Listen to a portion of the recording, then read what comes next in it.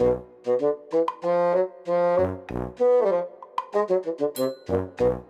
ضاعن الجنط مالتي مال السفر؟ هناك كانن، بس شلون راح اصعد بالطيارة؟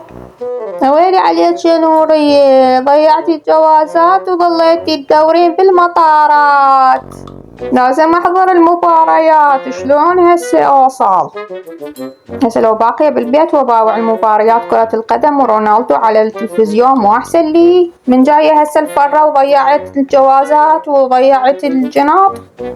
Hi خالة, how can I help you?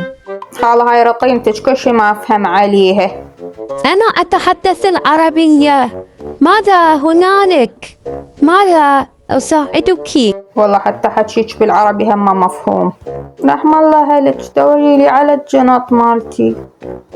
أوكي خالة, سوف أبحث عن الجناب. رونالدو، أنا جيت على مودك أشوف المباريات مال كرة القدم. Come here رونالدو. تعال هنا رونالدو, لا تأخذك هذه الهدية مني.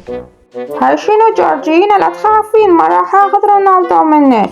كفاكي جورجينا غيرة، إنك تقضين على مستقبلي. مع السلامة خالة، سوف أذهب لأخلص من مشكلة غيرة جورجينا. لقد وجدنا حقائبك. يجب عليك الرجوع إلى العراق لأن المطار مغلق.